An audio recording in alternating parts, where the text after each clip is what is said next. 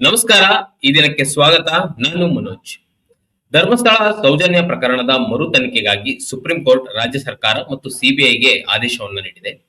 ಮೊನ್ನೆ ಅಂದ್ರೆ ಸೋಮವಾರ ನಡೆದ ತನಿಖೆಯ ವಿಚಾರಣೆಯಲ್ಲಿ ಸುಪ್ರೀಂ ಕೋರ್ಟ್ ಆದೇಶವನ್ನ ರಾಜ್ಯ ಸರ್ಕಾರ ಮತ್ತು ಸಿಬಿಐಗೆ ನೀಡಿದೆ. ಈ ವಿಚಾರವಾಗಿ ಮಾತನಾಡಲಿಕ್ಕೆ ನಮ್ಮ ಜೊತೆ ಬಹಳ ಮುಖ್ಯವಾಗಿ ಕಳೆದ 12 ವರ್ಷಗಳಿಂದ ಸೌಜನ್ಯ ಕೊಲೆ ಆದ ನಂತರದಿಂದನೂ ಸಹ ಹೋರಾಟ ಮಾಡ್ತಾ ಸೌಜನ್ಯಗಳಿಗಾಗಿ ನ್ಯಾಯಕ್ಕಾಗಿ ಹೋರಾಡ್ತಾ ಇರುವಂತಹ ಸೌಜನ್ಯ ಪರ ಹೋರಾಟಗಾರರಾಗಿರುವಂತಹ ಶಶಿಕಲಾ ಶೆಟ್ಟಿ ಅವರಿದ್ದಾರೆ. ಮೇಡಮ್, ನಿಮಗೆ ಕಾರ್ಯಕ್ರಮಕ್ಕೆ ಸ್ವಾಗತ.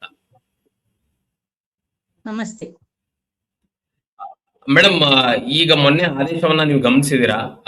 ಸೌಜನ್ಯ ತಾಯಿ ಕುಸುಮಾವತಿ ಅವರು ಸುಪ್ರೀಂ ಕೋರ್ಟ್ಗೆ ಅರ್ಜಿ ಸಲ್ಲಿಸಿದ್ರು. ಸುಪ್ರೀಂ ಕೋರ್ಟ್ ಮಹತ್ವದ ಆದೇಶವನ್ನ ನೀಡಿದೆ. ಸೊ ಈ ಆದೇಶದ ಬಗ್ಗೆ ನಿಮ್ಮ ಮೊದಲ ರಿಯಾಕ್ಷನ್ ಏನ್ ಮೇಡಮ್? ನಾವು ಇದನ್ನು ಬಹಳ ಸಂತೋಷದಿಂದ ಸ್ವಾಗತಿಸ್ತಾ ಇದ್ದೇವೆ. ಯಾಕೆ ಅಂತ ಹೇಳಿದ್ರೆ ಮುಗಿದೇ ಹೋಯ್ತು ಅಂತ ಹೇಳುವಾಗ, ಅಂದ್ರೆ ಯಾವುದೇ ರೀತಿಯ ಆಶಾಕಿರಣ ಇಲ್ಲ ಅಂತ ನಾವು ತಿಳ್ಕೊಂಡಿದ್ದ ಸಮಯದಲ್ಲಿ ಒಂದು ಚಿಕ್ಕ ಬೆಳಕು ಕಂಡಾಗೆ ಆಗಿದೆ. ಅಂದ್ರೆ ಮುಳುಗುವವನಿಗೆ ಹುಲ್ಲು ಕಡ್ಡಿ ಹೇಗೆ ಆಶ್ರಯೋ ಹಾಗೆ ಮೊನ್ನೆ ಬಂದ ಆದೇಶ ಅಂತ ನಾವು ತಿಳ್ಕೊಳ್ತೇವೆ. ಮುಗಿದು ಹೋಯ್ತು, ಇದರಿಂದ ನಮ್ಗೆ ನ್ಯಾಯ ಸಿಕ್ಕೇ ಬಿಡ್ತು ಅಂತಲ್ಲ. ನ್ಯಾಯ ಸಿಗುವ ದಾರಿ ಏನಿದೆ, ಬಾಗಿಲೇನಿದೆ, ಅದನ್ನು ತೆರೆಯಲಿಕ್ಕೆ ಒಂದು ಅವಕಾಶ ಮಾಡಿಕೊಟ್ರಲ್ಲ ಅಂತ. ಈ ಒಂದು ಆದೇಶ ಏನು ಸುಪ್ರೀಂ ಕೋರ್ಟ್ ನಿಂದ ಆಗಿದೆ, ಇದರ ಬಗ್ಗೆ ನಾವು ಎಲ್ಲರೂ ಕೂಡ ಸೌಜನ್ಯ ಹೋರಾಟ ಸಮಿತಿಯಿಂದ ಇರ್ಬೋದು ಅಥವಾ ಕೊಂದವರು ಯಾರು ಅಭಿಯಾನದಿಂದ ನಾವೇನು ಮಹಿಳಾ ಸಂಘಟನೆ ಮಾಡ್ಕೊಂಡಿದ್ದೇವೆ, ನಾವೆಲ್ಲರೂ ಕೂಡ ಇದನ್ನು ಬಹಳ ಒಂದು ಏನ್ ಹೇಳ್ತೇವೆ, ಉತ್ಸಾಹದಿಂದ ನಾವು ಸ್ವಾಗತಿಸಿದ್ದೇವೆ. ಎಲ್ಲರೂ ಕೂಡ ಸಂತೋಷ ಪಟ್ಟಿದ್ದೇವೆ. ಮೇಡಮ್, SIT ತನಿಖೆ ನಡೆಯುವಾಗಲೇ ನೀವು ಕೊಂದವರು ಯಾರು ಎನ್ನುವ ಆಂದೋಲನವನ್ನ ಎಲ್ಲಾ ಮಹಿಳೆಯರು, ಪ್ರಗತಿಪರ ಮಹಿಳೆಯರು ಮತ್ತೆ ಲೇಖಕಿಯರೆಲ್ಲ ಸೇರ್ಕೊಂಡು ದೊಡ್ಡ ಮಟ್ಟದಲ್ಲೇ ನೀವು ಬೆಳ್ತಂಗಡಿಯಲ್ಲಿ ದೊಡ್ಡ ಕಾರ್ಯಕ್ರಮವನ್ನು ಮಾಡಿದ್ರಿ. ಅದಾದ ನಂತರ SIT ತನಿಖೆ ಹಳ್ಳ ಹಿಡಿತು ಅನ್ನೋ ಸಂದರ್ಭದಲ್ಲಿ ಈ ತರದ ಒಂದು ಆದೇಶ ಬಂದಿದೆ. ಈಗ ನೀವು ಆ ವಿಚಾರವಾಗಿ ಅಪ್ಡೇಟ್ ಏನಾದ್ರು ಇದೆಯಾ ಮೇಡಮ್ ನಿಮ್ಮ ಹತ್ರ? ಈಗ SIT ತನಿಖೆಯ ವಿಚಾರವಾಗಿ ಈಗ SIT ತನಿಖೆಯ ಬಗ್ಗೆ ಯಾವುದೇ ಇದು ಇರ್ಲಿಲ್ಲ. ಆದ್ರೆ ನೋಡಿ, ಎಲ್ಲವೂ ಕೂಡ ಒಂದು ಒಳ್ಳೆ ಬೆಳವಣಿಗೆ ಅಂತ ಹೇಳಲಿಕ್ಕೆ ಮೊನ್ನೆ ತಾನೆ ಮಾರ್ಚ್ 18ಕ್ಕೆ ಒಂದು ಹೈಕೋರ್ಟ್ ನದ್ದು ಒಂದು ಆದೇಶ ಬಂದಿತ್ತು. 74 ಅಸಹಜ ಸಾವುಗಳ ತನಿಖಾ ವರದಿಯನ್ನು ಕೊಡಬೇಕು ಅಂತ. ಇದು ಕೂಡ ಒಂದು ಉತ್ತಮ ಬೆಳವಣಿಗೆ. ಮತ್ತೊಂದು ಗಮನಿಸಬೇಕಾದ ಮುಖ್ಯವಾದ ವಿಷಯ ಏನು ಅಂತ ಹೇಳಿದ್ರೆ, ಈ 2 ಅರ್ಜಿಗಳನ್ನು ಕೂಡ ಸಲ್ಲಿಸಿದ್ದು ಸೌಜನ್ಯ ತಾಯಿ ಕುಸುಮಾವತಿ ಅವರು. ಮೇಡಮ್, ನಿಜಕ್ಕೂ ಯಾಕಂದ್ರೆ ಅಂದ್ರೆ 12, 13, 14 ವರ್ಷಗಳಿಂದ ಈ ಹೋರಾಟವನ್ನ ಗಟ್ಟಿಯಾಗಿ ಇಟ್ಕೊಂಡ್ ಬಂದಿದ್ದಾರೆ. ಎಷ್ಟು ಜನ ಈ ಹೋರಾಟದಲ್ಲಿ ಬಂದ್ರು ಹೋದ್ರು ಅನ್ನೋದಕ್ಕಿಂತ ಸೌಜನ್ಯ ತಾಯಿ ಕುಸುಮಾವತಿ ಅವರು ಸುಪ್ರೀಂ ಕೋರ್ಟ್ ವರ್ಗೂ ಹೋಗೋರ್ಗೂ ಸಹ ನನ್ನ ಮಗಳಿಗೆ ನ್ಯಾಯ ಸಿಗ್ಲೇಬೇಕು ಅಂತ ನಿಂತಿದ್ದಾರೆ. ನಿಜಕ್ಕೂ ಆ ತಾಯಿ ಗ್ರೇಟ್ ಅಂತಾನೆ ಹೇಳ್ಬೇಕು.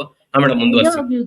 ನಿಜವಾಗಿಯೂ ಗ್ರೇಟ್. ಯಾಕೆ ಅಂತ ಹೇಳಿದ್ರೆ ಕೇವಲ ಹೋರಾಟ ಮಾತ್ರ ಅಲ್ಲ, ಆ ಹೋರಾಟದ ಜೊತೆಗೆ ಅವರು ಪಾಪ ಯಾವ ರೀತಿಯಲ್ಲಿ ಅವರನ್ನು ಬೇರೆ ಬೇರೆ ರೀತಿಯಲ್ಲಿ ಸಾಮಾಜಿಕ ಜಾಲತಾಣದಲ್ಲಿ ತೇಜೋವಧೆ ಮಾಡುವಂತ ಕೆಲಸಗಳು ಕೂಡ ನಡೆದಿದೆ.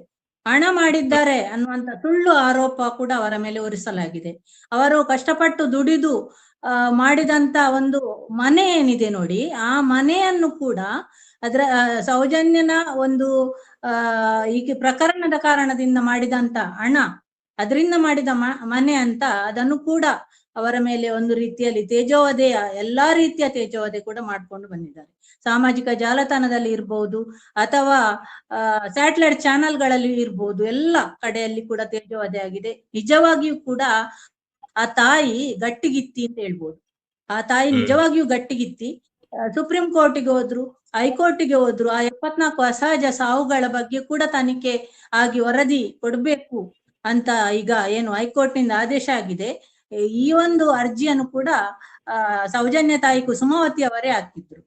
ಈಗ ಸುಪ್ರೀಂ ಕೋರ್ಟ್ಗೆ ಏನು ಅವರು ಅರ್ಜಿ ಹಾಕಿದ್ದಾರೆ, ರಿಟ್ ಅರ್ಜಿ, ಸ್ಪೆಷಲ್ ರಿಟ್ ಅರ್ಜಿ ಏನು ಹಾಕಿದ್ದಾರೆ, ಅದಕ್ಕೆ ಒಂದು ಸುಪ್ರೀಂ ಕೋರ್ಟ್ ನಿಂದ ಬಂದಂತ ಈಗ ಒಂದು ಆದೇಶ ಅಂದ್ರೆ ಸರ್ಕಾರ ಮತ್ತು CBI ಎರಡೂ ಕಡೆ ಕೂಡ ನೋಟಿಸ್ ಜಾರಿ ಮಾಡುವ ಒಂದು ಏನು ಆದೇಶ ಆಗಿದೆ ನೋಡಿ, ಇದು ಬಹಳ ಒಂದು ಒಳ್ಳೆಯ ಬೆಳವಣಿಗೆ ಅಂತ ಹೇಳ್ಬಹುದು.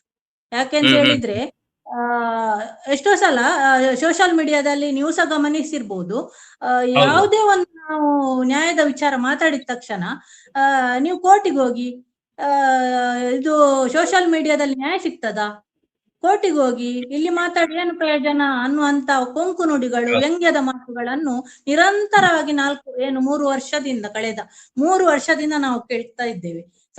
ಸಂತೋಷ್ ರಾವ್ ನಿರಪರಾಧಿಯಾಗಿ ಹೊರಗೆ ಬಂದ ನಂತರ ಏನು ಹೋರಾಟ ಪ್ರಾರಂಭ ಆಯ್ತು, ಆ ನಂತರ ಹೇಳುವಾಗ ಕೋರ್ಟಿಗೆ ಹೋಗಿ ಅಂತ ಹೇಳ್ತಾ ಇದ್ರು. ಇವತ್ತು ಕೋರ್ಟಿಗೆ ಹೋಗಿದ್ದಾರೆ ಸೌಜನ್ಯನ ತಾಯಿ. ಆ ಕೋರ್ಟಿನಿಂದ ಒಂದು ಒಳ್ಳೆಯ ಒಂದು ನಮ್ಗೆ ಬೆಳವಣಿಗೆ ಆಗಿದೆ, ಬಹಳ ಸಂತೋಷ ಆಗ್ತದೆ. ಮತ್ತೆ ಒಳ್ಳೆ ನ್ಯಾಯವಾದಿಗಳಿದ್ರು. ನೀವು ವಿಶೇಷವಾಗಿ ಗಮನಿಸ್ಬೇಕು ಅಂತ ಹೇಳಿದ್ರೆ, ಬಿಲ್ಕಿಸ್ ಬಾನು ಪ್ರಕರಣದಲ್ಲಿ ವಾದ ಮಂಡಿಸಿದಂತ ಒಬ್ಬ ಬಹಳ ಅದ್ಭುತವಾದ ಒಂದು ವಾದವನ್ನು ಮಂಡಿಸಿದ್ರು ಅವರು ಕೂಡ, ನ್ಯಾಯವಾದಿ ಶೋಭಾ ಗುಪ್ತಾ ಅವರು. ಅದು ನಮ್ಗೆಲ್ಲ ತುಂಬಾ ಹೆಮ್ಮೆ ತರುವಂತ ವಿಷಯ. ಯಾಕೆಂದ್ರೆ ಬಿಲ್ಕಿಸ್ ಬಾನು ಪ್ರಕರಣ ನಮ್ಗೆ ಗೊತ್ತಿದೆ, 2002ರಿಂದ 2024 ತನಕ ಕಂಟಿನ್ಯೂಸ್ ಆಗಿ ಇದರದ್ದು ಪ್ರೋಸೆಸ್ ಆಗಿ ಕೊನೆಗೆ ಆ 11 ಜನರಿಗೆ ಶಿಕ್ಷೆ ಆಗಿದೆ. ಅದನ್ನು ಕೂಡ ಬೇರೆ ಬೇರೆ ರೀತಿಯಲ್ಲಿ ತಡೆಗಟ್ಟಲಿಕ್ಕೆ ಬೇರೆ ಬೇರೆ ರೀತಿಯ ಪ್ರಯತ್ನಗಳಾಗಿದ್ರು, ಅದು ಆಗ್ಲಿಲ್ಲ. ಯಾಕೆಂತ ಹೇಳಿದ್ರೆ ಒಳ್ಳೊಳ್ಳೆ ನ್ಯಾಯವಾದಿಗಳು ಇದ್ರು. ಮೇಡಮ್, ಸಂದರ್ಭದಲ್ಲಿ ಹೋರಾಟ ಮತ್ತೆ ಬಹಳ ಮುಖ್ಯವಾಗಿ ನ್ಯಾಯದ ವಿಚಾರದಲ್ಲಿ ಎಷ್ಟೋ ಸಂದರ್ಭದಲ್ಲಿ ದಿಕ್ ತಪ್ಪಿಸುವ ಘಟನೆಗಳು ನಡೀತು. ನೀವು ಹೇಳಿದ್ರಿ, ಮೆನ್ಷನ್ ಮಾಡಿದ್ರಿ, ಸೋಷಿಯಲ್ ಮೀಡಿಯಾದಲ್ಲಿ ಈ ತರ ಹೇಳುವಾಗ, ನಾವು ಮಾತನಾಡುವಾಗ ಕೋರ್ಟಿಗೆ ಹೋಗಿ ಇಲ್ಲಿ ಮಾತಾಡಿದ್ರೆ ಏನ್ ಪ್ರಯೋಜನ ಅಂತಿದ್ರು. ಆಮೇಲೆ ಈ ಹೋರಾಟಗಾರರು ಸಹ ಕಡೆಯ ಒಂದು ನಮಗೆ ಭರವಸೆ ಇರೋದೇ ಕೋರ್ಟು, ನ್ಯಾಯಾಂಗದ ಮೇಲೆ ನಂಬಿಕೆ ಇದೆ ಅಂತ. ಸೊ ಇವತ್ತು ನ್ಯಾಯಾಂಗದ ಮುಖ್ಯಸ್ಥರು ಅಲ್ಲಿ ಈ ಕೂತಿದ್ದಾರೆ ಸುಪ್ರೀಂ ಕೋರ್ಟ್ ಅಲ್ಲಿ, ಅವರೇ ಸಹ ರಾಜ್ಯ ಸರ್ಕಾರಕ್ಕೆ ಆದೇಶ ಮಾಡಿದ್ದಾರೆ. ಸೊ ರಾಜ್ಯ ಸರ್ಕಾರ ಈ ಹಿಂದೆನೂ ಸಹ ಈ ಸೌಜನ್ಯ ಪ್ರಕರಣ ಸಂದರ್ಭದಲ್ಲಿ SIT ಅನ್ನು ರಚನೆ ಮಾಡಿತು. ಮಹಿಳಾ ಆಯೋಗ ಪತ್ರವನ್ನು ಬರೆದ್ರು, ಮಹಿಳಾ ಆಯೋಗದ ಪತ್ರದಿಂದ SIT ರಚನೆ ಆಯ್ತು. ಒಂದು ದೊಡ್ಡ ಪ್ರೋಸೆಸ್ ಇದೆ. ಕೇವಲ ಮಹಿಳಾ ಆಯೋಗ ಅನ್ನೋದಕ್ಕಿಂತ ಎಲ್ಲ ಹೋರಾಟಗಾರರ ಇದು ಇದೆ, ಒತ್ತಡನೂ ಇತ್ತು. ಈ ಹಿಂದೆ ರಾಜ್ಯ ಸರ್ಕಾರ ಒಂದ್ ರೀತಿಯಲ್ಲಿ ವಿಳಂಬ ಧೋರಣೆ ತೋರ್ತಾ ಬಂದಿತ್ತು. ಎಷ್ಟೋ ಸಂದರ್ಭದಲ್ಲಿ DK ಶಿವಕುಮಾರ್ ಅವರು ಧರ್ಮಸ್ಥಳಕ್ಕೆ ಹೋಗಿ ನನ್ನಂತ 100 DKಶಿಗಳು ನಿಮ್ಗೆ ಕಾಪಾಡ್ತಾರೆ ಎಂದಿದ್ದಾಗಿರ್ಬೋದು.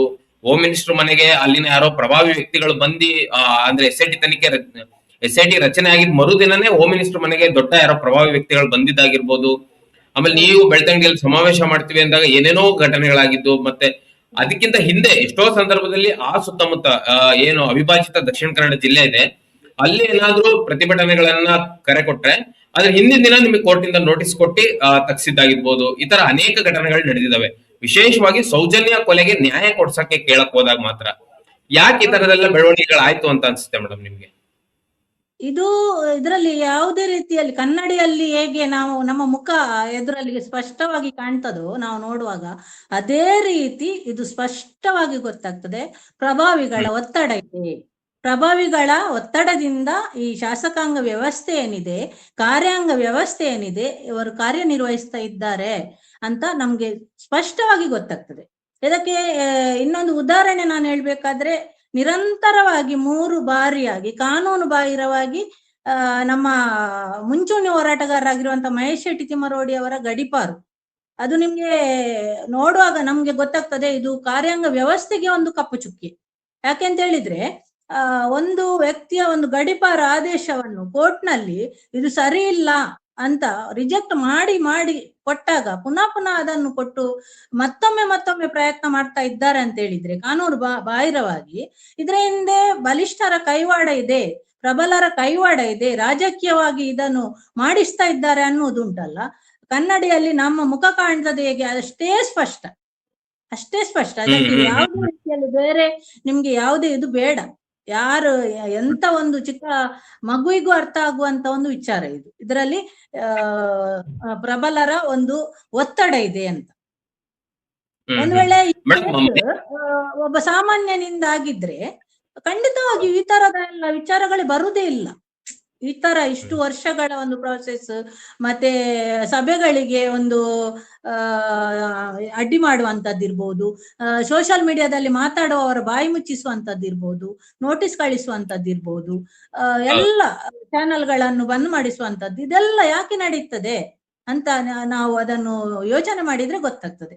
ಇದರ ಹಿಂದೆ ಒಂದು ಪ್ರಬಲರ ಕೈವಾಡ ಇದೆ. ಈ ಹಿಂದೆ ಸಿದ್ದರಾಮಯ್ಯನವರ ಮೊದಲ ಸರ್ಕಾರ ಇದ್ದಾಗ, ಅಂದ್ರೆ ಸಿದ್ದರಾಮಯ್ಯನವರು ಮುಖ್ಯಮಂತ್ರಿ ಆಗಿದ್ದಾಗ, ಅವಾಗ VS ಉಗ್ರಪ್ಪನವರಿಂದ ಒಂದು ಸಮಿತಿಯನ್ನ ರಚನೆ ಮಾಡಿರ್ತಾರೆ. ಆಗ ಸಮಿತಿ ಒಂದು ವರದಿಯನ್ನ ಕೊಡ್ತದೆ.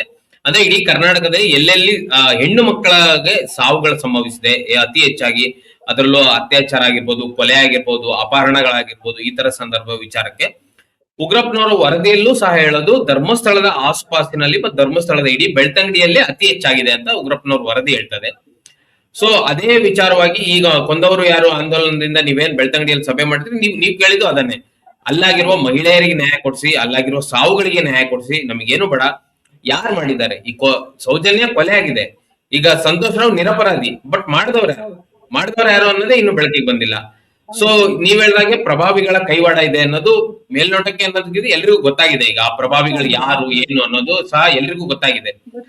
ಸೊ ಈ ಪ್ರಭಾವಿಗಳು ನ್ಯಾಯಾಂಗ ವ್ಯವಸ್ಥೆಯನ್ನು ಕಟ್ಟಾಕಲ್ಲ ಅಂತ ಯಾವ ರೀತಿಯಲ್ಲಿ ಹೇಳ್ತೀರಾ ನೀವು? ಕಟ್ಟಾಕಲ್ಲ ಅಂತ ಅನ್ಸುತ್ತಾ ನಿಮ್ಗೆ? ಅಲ್ಲ, ಈಗ ಯಾಕಂದ್ರೆ ನಾವು ಗೌರವಾನ್ವಿತ ನ್ಯಾಯಾಲಯವನ್ನ ಗೌರವಿಸಲೇಬೇಕಾಗ್ತದೆ. ನ್ಯಾಯಾಲಯವನ್ನಾಗ್ಲಿ ನ್ಯಾಯಾಧೀಶರನ್ನಾಗ್ಲಿ. ಅಲ್ಲ, ಹಾ ಮೇಡಮ್, ಕೊನೆಯ ಹೇಳಿ. ಭರವಸೆ ನಾವು ಪ್ರತಿ ಘಟನೆಯಲ್ಲಿ, ಇದೊಂದು ಘಟನೆ ಅಂತಲ್ಲ, ಪ್ರತಿ ಘಟನೆಯಲ್ಲೂ ಜನಸಾಮಾನ್ಯರಿಗೆ ಕೊನೆಯ ಉಳಿಯುವಂತ ಭರವಸೆ ನ್ಯಾಯಾಂಗ ಮಾತ್ರ. ಯಾಕೆಂದ್ರೆ ಹ್ಮ್. ಶಾಸಕಾಂಗ, ಕಾರ್ಯಾಂಗ ಎಲ್ಲವನ್ನು ಕೂಡ ಖರೀದಿ ಮಾಡಿದ್ದಾರೆ. ಆಗಿರುವಾಗ ಹೌದು. ನ್ಯಾಯಾಂಗ ವ್ಯವಸ್ಥೆ, ನ್ಯಾಯ ದೇವತೆ ಅಂತ ಹೇಳುವುದು ನಾವು, ನ್ಯಾಯವನ್ನು ದೇವರು ಅಂತ ನಾವು ಹೇಳುವವರು. ಆ ನ್ಯಾಯ ದೇವತೆಯ ಮೇಲೆ ನಮ್ಗೆ ನಂಬಿಕೆ ಬೇಕು. ಅಂದ್ರೆ ಖಂಡಿತವಾಗಿಯೂ ಕೊನೆಗೆ ಉಳಿಯುವ ಭರವಸೆ ನ್ಯಾಯಾಂಗ ವ್ಯವಸ್ಥೆಯೇ. ಆಗಿರುವಾಗ ನಾವು ಒಂದು ಒಳ್ಳೆಯ ಒಂದು ಬೆಳವಣಿಗೆ ಅಂದ್ರೆ ನ್ಯಾಯವನ್ನು ನಿರೀಕ್ಷೆ ಮಾಡ್ತಾ ಇದ್ದೇವೆ. ಅದಕ್ಕೆ ನಮ್ಮದು ಈಗ ಆಗ್ರಹ ಏನು ಅಂತ ಹೇಳಿದ್ರೆ, ಸರಕಾರದ ಮೇಲೆ ಒತ್ತಡ ನಮ್ಮದು. ಈಗ ಈ ಮೊದಲು ಏನೆಲ್ಲ ಆದೇಶಗಳ ಆಗಿತ್ತು ನೋಡಿ, ಆಗ ಸರ್ಕಾರ ಅದನ್ನು ಆ ಒಂದು ವಿಚಾರದ ಜಾರಿಕೊಂಡಿದ್ದಾರೆ ಸರ್ಕಾರ. ಅಕ್ವಿಟಲ್ ಕಮಿಟಿ ರಚನೆಯ ಬಗ್ಗೆ ಸಹ ಗೊತ್ತಿರ್ಬೋದು ನಿಮ್ಗೆ. ಅಕ್ವಿಟಲ್ ಕಮಿಟಿ ರಚನೆ ಆಗಬೇಕು ಅಂತ ಸಿಬಿಐ ಕೋರ್ಟಿನಿಂದಲೇ ಆದೇಶ ಆಗಿದೆ. ಅಲ್ಲಿ ಆ ಪ್ರಕರಣದ ದಿಕ್ಕು ತಪ್ಪಿದೆ ಅಂತ. ಮೇಡಮ್, ಅಕ್ವಿಟಲ್ ಕಮಿಟಿ ಅಂತ ಏನು ಅಂತ ಸ್ವಲ್ಪ ಬಿಡಿಸಿ ಹೇಳಿ. ಅಕ್ವಿಟಲ್ ಕಮಿಟಿ ಏನು ಅಂತ ಹೇಳಿದ್ರೆ, ಈಗ ಆ ಒಂದು ಸೌಜನ್ಯ ಪ್ರಕರಣ ಏನಿದೆ ನೋಡಿ, ಅದರ ದಿಕ್ಕು ತಪ್ಪಲಿಕ್ಕೆ ಕಾರಣ ಯಾರು ಅಂತ ಹೇಳಿದ್ರೆ, ಅಲ್ಲಿ ಇನ್ವೆಸ್ಟಿಗೇಷನ್ ಮಾಡಿದಂತ ಆಫೀಸರ್ಸ್, ಪೊಲೀಸ್ ಇರ್ಬೋದು, ಡಾಕ್ಟರ್ಸ್ ಇರ್ಬೋದು, ಇವರು ಆ ಪ್ರಕರಣವನ್ನು ಬೇಕಂತಲೇ ದಿಕ್ಕು ತಪ್ಪಿಸಿದ್ದಾರೆ ಅಂತ ಒಂದು ಆಪಾದನೆ ಇದೆ ಅಲ್ವಾ. ಆ ಆಪಾದನೆ ಇರುವಾಗ ನಿಜವಾಗಿ ಯಾರ ತನಿಖೆ ಆಗ್ಬೇಕಲ್ಲಿ? ಆ ದಿಕ್ಕು ತಪ್ಪಿಸಿದಂತ ಆ ವಿಚಾರವನ್ನು, ಅಲ್ಲಿ ಆ ಪ್ರಕರಣವನ್ನು ಯಾರು ದಿಕ್ಕು ತಪ್ಪಿಸಿದ್ದಾರೆ, ಆ ಪೊಲೀಸ್ ಮತ್ತೆ ಆ ಡಾಕ್ಟರ್ಸ್ ಯಾರಿದ್ದಾರೆ ನೋಡಿ, ಅವರ ತನಿಖೆ ಆಗ್ಬೇಕು ಅಲ್ವಾ, ಯಾಕೆ ಹೀಗೆ ಮಾಡಿದ್ರಿಂದ. ಆದ್ರೆ ಒಂದು ಮೇನ್ ನೋಡಿ, ವಜಿನಲ್ ಸ್ವ್ಯಾಬ್ ಅನ್ನು ಅವ್ರು ಏನ್ ಮಾಡಿದ್ದಾರೆ, ಫಂಗಸ್ ಹಿಡಿದ ಮೇಲೆ ಅದನ್ನು ಕಳಿಸಿದ್ದಾರೆ ಅಲ್ವಾ. ಅದನ್ನು ಮೊನ್ನೆ ಇಲ್ಲಿ ಕೋರ್ಟ್ ಅಲ್ಲಿ ಕೂಡ, ಸುಪ್ರೀಂ ಕೋರ್ಟ್ ಅಲ್ಲಿ ಅದು ಉಲ್ಲೇಖ ಆಗಿದೆ. ಮೊನ್ನೆ ಇದನ್ನು ಉಲ್ಲೇಖ ಮಾಡಿದ್ದಾರೆ ನ್ಯಾಯವಾದಿಗಳು, ಈ ತರ ಆಗಿದೆ ಅಂತ. ಮತ್ತೊಂದು ವಿಚಾರ ಉಲ್ಲೇಖ ಆಗಿದೆ, 3 ಜನ ಯಾರ ಮೇಲೆ ಸಂಶಯ ಇದೆ ಅವರ ಹೆಸರು ಕೊಟ್ಟಿದ್ದಾರೆ. ಆ 3 ಜನರ ತನಿಖೆ ಆದ ವರದಿ ಇಲ್ಲ ಅಂತ ಸಹ ಬಂದಿದೆ ಮೊನ್ನೆ. ಅದು ತನಿಖೆ ಮಾಡಿದ ಅವರ ಹೆಸರು ಅಲ್ಲಿ ಉಲ್ಲೇಖ ಆಗಿದೆ ಅಲ್ಲ, ಆ 3ರನ್ನು ಏನು ತನಿಖೆ ಮಾಡಿದ್ರೆ ಅದರ ವರದಿಯಲ್ಲಿದೆ, ಅದೆಲ್ಲ ಉಲ್ಲೇಖಗಳು ಮೊನ್ನೆ ಆಗಿದೆ. ಆಗಿರುವಾಗ ಅಕ್ವಿಟಲ್ ಕಮಿಟಿ ರಚನೆ ನಿಜವಾಗಿಯೂ ಆಗ್ಲೇಬೇಕಿದ್ದಂತ ಒಂದು ವಿಚಾರ.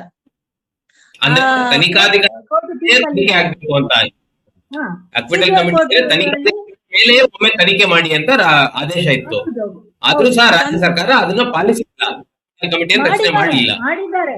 ಅಕ್ವಿಟಲ್ ಕಮಿಟಿ ರಚನೆ ಮಾಡಿದ್ದಾರೆ, ಯಾರದ್ದು ಗಮನಕ್ಕೆ ತರಲಿಲ್ಲ.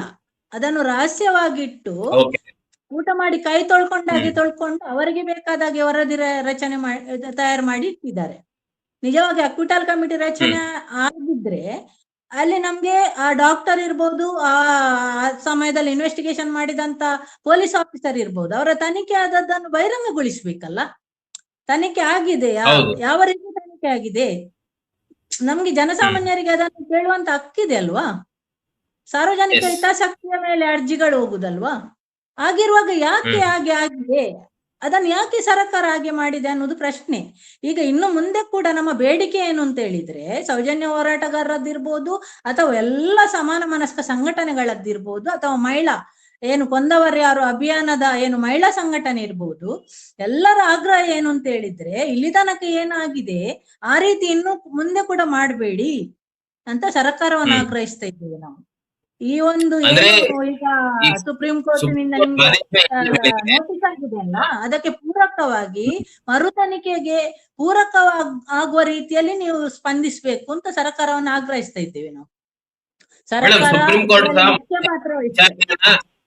ಮೇಡಮ್, ಸುಪ್ರೀಂ ಕೋರ್ಟ್ ವಿಚಾರಣೆಯನ್ನು ಮತ್ತೆ 29 20 ಮುಂದೂಡಿದೆ. ಅದೇ ಇದು ಆದೇಶ ಅಲ್ಲ, ಸುಪ್ರೀಂ ಕೋರ್ಟ್ ಒಂದು ನೋಟಿಸ್ ಕೊಟ್ಟಿರೋದಷ್ಟೇ, ಸಿಬಿಐಗೆ ಆಗ್ಲಿ ಮತ್ತೆ ರಾಜ್ಯ ಸರ್ಕಾರಕ್ಕೆ.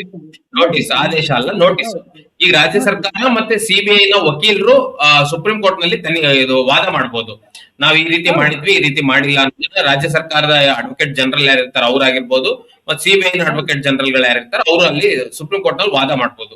29ಕ್ಕೆ ಇನ್ನೊಂದು ರೀತಿಯ ತೀರ್ಪು ಬರ್ಬೋದು ಅಥವಾ ಆದೇಶ ಬರ್ಬೋದು, ಏನಾಗ್ಬೋದು ಗೊತ್ತಿಲ್ಲ.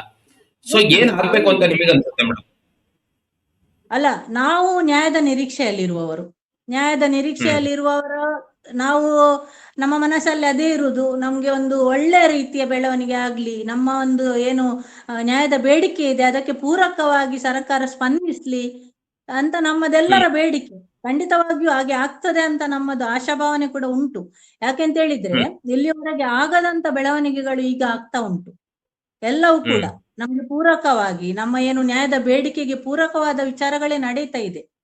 ಮೊನ್ನೆ ಬಂದಂತ 18 ತಾರೀಕಿನ ಹೈಕೋರ್ಟಿನ ಒಂದು ಇದಿರ್ಬೋದು, ವಿಚಾರ ಇರ್ಬೋದು.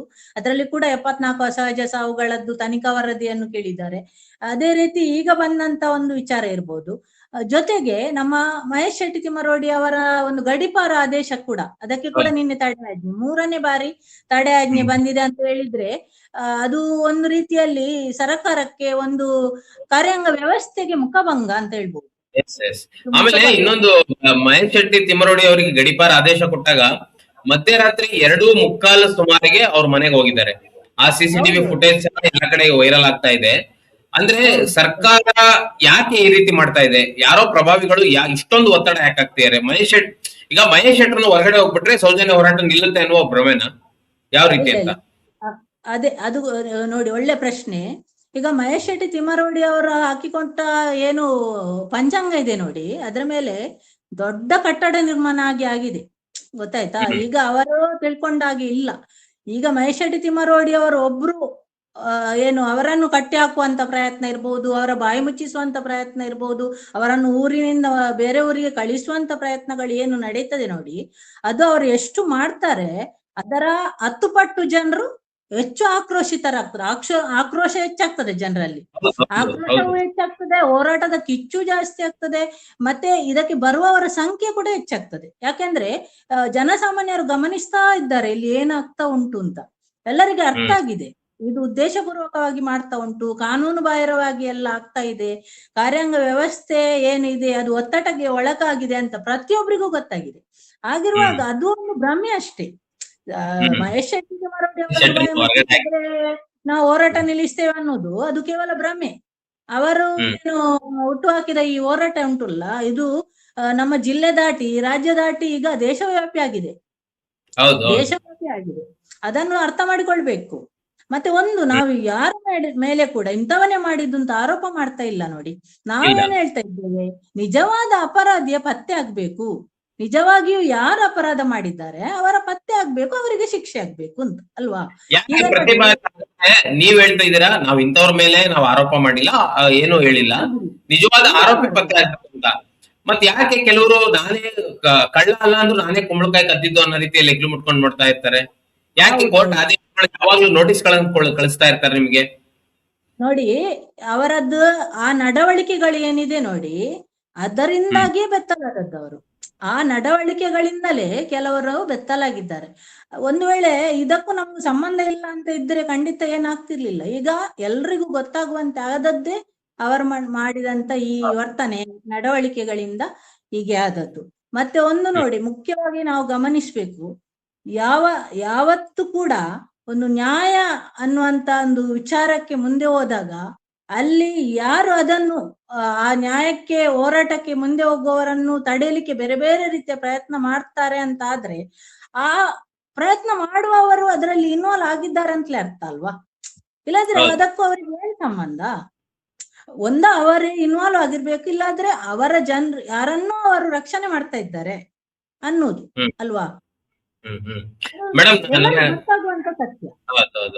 ಮೇಡಮ್, ನನ್ನ ಕಡೆಯ ಪ್ರಶ್ನೆ, ಈಗ ನಾನು ಆಗ್ಲೇ ಹೇಳಿದಾಗೆ 29ನೇ ತಾರೀಕು ಇನ್ನೊಂದು ಸುತ್ತಿನ ಇದಿದೆ, ವಾದ ವಿವಾದಗಳು ನಡೆಯುತ್ತೆ. 29ನೇ ತಾರೀಕು ರಾಜ್ಯ ಸರ್ಕಾರನು ಸಹ ಅಪಿಯರ್ ಆಗ್ಬೇಕಾಗತ್ತೆ, ಮತ್ತೆ ಸಿಬಿಐ ಸಹ ಅಲ್ಲಿಗೆ ಅಟೆಂಡ್ ಆಗ್ಬೇಕಾಗತ್ತೆ ಕೋರ್ಟ್ಗೆ. 29ನೇ ತಾರೀಕು ಏನಾಗುತ್ತೆ ಅನ್ನುವ ಏನಾದ್ರು ನಿರೀಕ್ಷೆ ಇದೆಯಾ? ನಿಮ್ಮ ಭರವಸೆ ಏನು? ಏನ್ ಅನ್ಸುತ್ತೆ ಮೇಡಮ್ ಕಡೆಯದಾಗಿ? ಅಲ್ಲ, ನಾವು ನಿರೀಕ್ಷೆ ಮಾಡುದು ಒಳ್ಳೇದನ್ನೇ ಮಾಡುದಲ್ವಾ. ನಮ್ಮ ನಿರೀಕ್ಷೆ ಏನು ಅಂದ್ರೆ ಇಷ್ಟು ಸಮಯದ ಒಂದು 14 ವರ್ಷದ ಹೋರಾಟ ಏನಿದೆ ನೋಡಿ, ಅದಕ್ಕೊಂದು ನ್ಯಾಯ ಸಿಗ್ಲಿ ಅನ್ನೋದು ಎಲ್ಲರದ್ದು ಒಂದು ನಿರೀಕ್ಷೆ ಅಲ್ವಾ. ಆ ಒಂದು ನ್ಯಾಯದ ಜೊತೆಗೆ ಏನಾಗ್ತದೆ ಅಂತ ಹೇಳಿದ್ರೆ, ಸೌಜನ್ಯಳಿಗೆ ಒಬ್ಬಳಿಗೆ ನ್ಯಾಯ ಅಲ್ಲ, ಅಲ್ಲಿ ಎಷ್ಟೋ ಜನರಿಗೆ ಆದಂತ ಅತ್ಯಾಚಾರ, ಕೊಲೆ ಅಥವಾ ಅಲ್ಲಿ ನಡೆದಂತ ಅನಾಚಾರಗಳು, ದೌರ್ಜನ್ಯಗಳು, ಇವೆಲ್ಲಕ್ಕೆ ಕೂಡ ಒಂದು ನ್ಯಾಯ ಸಿಕ್ಕಿದ ಹಾಗೆ ಅಂತ. ಅಂದ್ರೆ ಸೌಜನ್ಯನಿಗೆ ನ್ಯಾಯ ಸಿಕ್ಕಿದ್ರೆ ಎಲ್ಲಾ ಅಲ್ಲಿ ನಡೆದಂತ ಪ್ರಕರಣಗಳಿಗೆ ನ್ಯಾಯ ಸಿಕ್ಕಿದ ಹಾಗೆ ಅನ್ನುವಂತ ಭರವಸೆ ಒಂದು ರೀತಿಯಲ್ಲಿ ನಮ್ಗೆ ಒಂದು ಆಶಾಭಾವನೆ. ಖಂಡಿತವಾಗಿಯೂ ಅದು ಆಗ್ಬೇಕು. ಅದಕ್ಕೆ ಪೂರಕವಾಗಿ ನಾವು ಮುಖ್ಯವಾಗಿ ಹೇಳುದು, ಸರ್ಕಾರವನ್ನು ನಾವು ಒತ್ತಾಯಿಸ್ತಾ ಇದ್ದೇವೆ, ನೀವು ಜನಸಾಮಾನ್ಯರ ಧ್ವನಿ ಆಗ್ಲೇಬೇಕು ಈ ಸಂದರ್ಭದಲ್ಲಿ. ಜನಸಾಮಾನ್ಯರ ಏನು ಇಷ್ಟು ವರ್ಷಗಳ ನೋವು ಇದೆ, ತುಡಿತ ಇದೆ, ನಿರೀಕ್ಷೆ ಇದೆ, ಇದನ್ನು ಸುಳ್ಳು ಮಾಡಬೇಡಿ. ಪೂರಕವಾಗಿ ಏನು ಆಗ್ಬೇಕು ಅದಕ್ಕೆ ಸರಿಯಾಗಿ ಒಂದು ಸ್ಪಂದಿಸಿ. ಯಾಕೆಂತ ಹೇಳಿದ್ರೆ ಇಷ್ಟರವರೆಗೆ ಆದದ್ದು ನೀವು ನೋಡಿರ್ಬೋದು, 2022-23ರಲ್ಲಿ ಸಹ ಇದೇ ರೀತಿ ಕೋರ್ಟ್ ಅಲ್ಲಿ ಇದು ಮಾಡುವಾಗ ಅದು ಅಗತ್ಯ ಇಲ್ಲ, ಅದರದ್ದು ಯಾವುದೇ ರೀತಿಯಲ್ಲಿ ಅದರ ಆ ಕೇಸಿನ ಬಗ್ಗೆ ಇನ್ನು ಯಾವುದೇ ಸಾಕ್ಷಿಗಳು ಉಳಿದಿಲ್ಲ ಅಂತ ಮಾತುಗಳೆಲ್ಲ ಬಂದಿದೆ. ಹಾಗಾಗಿ ಆ ಮಾತುಗಳು ಇನ್ನು ಮುಂದೆ ಬರಬಾರ್ದು, ಈ ಒಂದು ಇದರಲ್ಲಿ ಬರಬಾರ್ದು ಅಂತ ನಮ್ಮೆಲ್ಲರ ಒಂದು ಇದು ಸರ್ಕಾರದ ಮೇಲೆ ಒಂದು ಆಗ್ರಹ. ಸರ್ಕಾರವನ್ನು ನಾವು ಎಲ್ಲರೂ ಕೂಡ ಒತ್ತಾಯಿಸ್ತಾ ಇದ್ದೇವೆ. ಖಂಡಿತವಾಗಿಯೂ ಒಂದು ಜನಸಾಮಾನ್ಯರ ಪರವಾಗಿ ನಿಲ್ಲೇಬೇಕು, ಬೇರೆ ಯಾವುದೇ ಒತ್ತಡಗಳಿಗೆ ಮಣಿಬಾರ್ದು, ಪಾರದರ್ಶಕವಾದ ಒಂದು ತನಿಖೆ ಆಗ್ಬೇಕು. ಏನು ನೋಡಿ, ಇಲ್ಲಿ ತನಕ SIT ತನಿಖೆ ಅಂತೇಳಿ ತುಂಬಾ ನಾವು ಆಶೆ ಇತ್ತು ನಮ್ಗೆ SIT ಬಗ್ಗೆ. ಅಲ್ಲಿ ನಿರೀಕ್ಷೆ ಮಾಡಿದಷ್ಟು ನಮ್ಗೆ ಏನು ಒಳ್ಳೇದಾಗ್ಲಿಲ್ಲ. ಆಗಿರುವಾಗ ಇನ್ನು ಬೇರೆ ಯಾವುದೋ ತನಿಖೆಯಲ್ಲಿ ಕೂಡ ಇದೇ ತರ ಆಗ್ಬಾರ್ದು ಅನ್ನೋದು ನಮ್ಮದೊಂದು ನಿರೀಕ್ಷೆ ಅಷ್ಟೇ. ಎಲ್ಲ ಒಂದು ವ್ಯವಸ್ಥೆ, ಶಾಸಕಾಂಗ ವ್ಯವಸ್ಥೆ, ಕಾರ್ಯಾಂಗ ವ್ಯವಸ್ಥೆ ಎಲ್ಲರೂ ಕೂಡ ಒಂದು ಈ ನ್ಯಾಯ ಸಿಗುವ ಒಂದು ದೃಷ್ಟಿಯಲ್ಲಿ ನಮ್ ಜೊತೆ ನಿಲ್ಬೇಕು ಅನ್ನೋದು ನಮ್ಮ ಆಗ್ರಹ ಅಷ್ಟೇ. Okay madam, thank you madam, thank you so much ಈ ಚರ್ಚೆಯಲ್ಲಿ ಭಾಗವಹಿಸಿದ್ದಕ್ಕೆ. ವೀಕ್ಷಕರೇ ನೋಡಿದ್ರಲ್ಲ, ಸೌಜನ್ಯ ಕೇಸ್ಗೆ ಒಂದು ರೀತಿಯಲ್ಲಿ ದೊಡ್ಡ ಟ್ವಿಸ್ಟ್ ಅನ್ನೋದಕ್ಕಿಂತ ಒಂದು ರೀತಿಯಲ್ಲಿ ಒಂದು ಮಹತ್ವದ ಬೆಳವಣಿಗೆ ಸುಪ್ರೀಂ ಕೋರ್ಟ್ ನಿಂದ ಆಗಿದೆ. 29ಕ್ಕೆ ಮತ್ತೆ ತನಿಖೆ ವಿಚಾರಣೆ ನಡೆಯುತ್ತೆ. ಆ ವಿಚಾರಣೆಯಲ್ಲಿ ನ್ಯಾಯ ಸಿಗ್ಬೇಕು ಅನ್ನೋದು ಹೋರಾಟಗಾರರ ಆಗ್ರಹ. ಈ ಒಟ್ಟಾರೆ ಈ ಚರ್ಚೆಯ ವಿಷಯವಾಗಿ ಮತ್ತು ಸೌಜನ್ಯ ಕೇಸ್ ವಿಚಾರವಾಗಿ ನಿಮಗೆ ಏನಿಸ್ತು ಕಮೆಂಟ್ ಮಾಡಿ ತಿಳಿಸಿ. ಮತ್ತು ಇದೇ ರೀತಿಯ ಸಾಕಷ್ಟು ವಿಡಿಯೋಗಳಿಗೆ ನಮ್ಮ ಇದೀನ.com ಯೂಟ್ಯೂಬ್ ಚಾನಲ್ ಅನ್ನು ಸಬ್ಸ್ಕ್ರೈಬ್ ಮಾಡಿ ಮತ್ತು ನಮ್ಮನ್ನು ಬೆಂಬಲಿಸಿ. ನಮಸ್ಕಾರ. ಮತ್ತಷ್ಟು ವಿಶೇಷ ವಿಡಿಯೋಗಳನ್ನು ನೋಡಲು ಮತ್ತು ಹೊಸ ವಿಡಿಯೋಗಳ ಬಗ್ಗೆ ತಿಳಿಯಲು ಇದೀನ.com ಯೂಟ್ಯೂಬ್ ಚಾನೆಲ್ ಸಬ್ಸ್ಕ್ರೈಬ್ ಮಾಡಿ ಮತ್ತು ಬೆಲ್ ಐಕಾನ್ ಕ್ಲಿಕ್ ಮಾಡಿ.